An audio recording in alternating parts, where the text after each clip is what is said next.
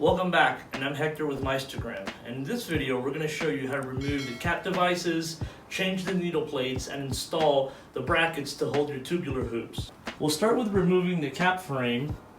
Press on all three latches, twist, and remove the frame.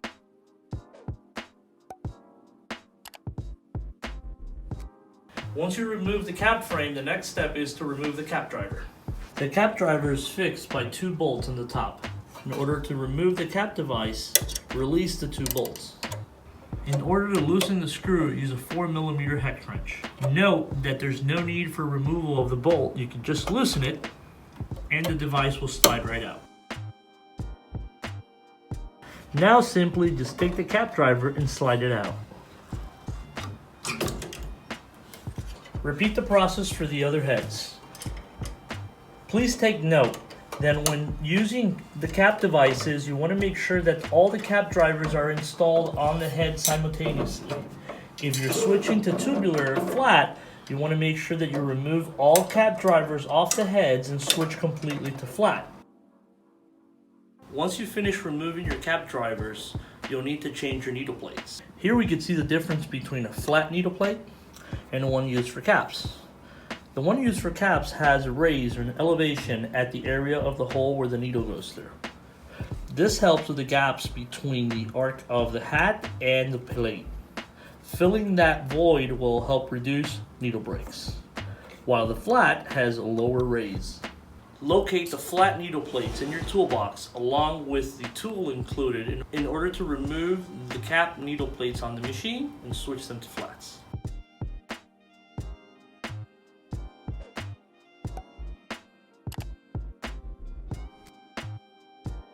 The needle plates are held by two flathead screws.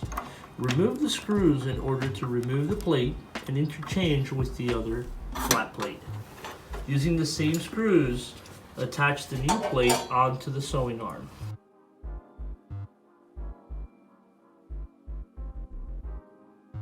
Repeat the process for all heads.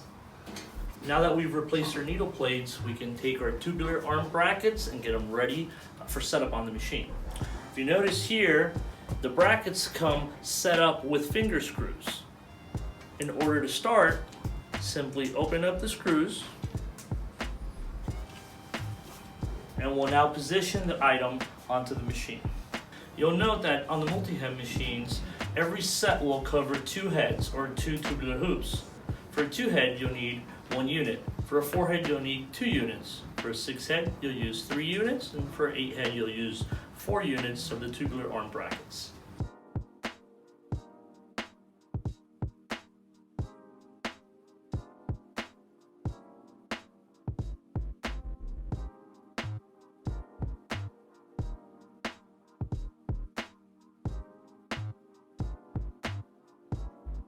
We've installed the setup for flats, so now we can start sewing using our tubular hoops.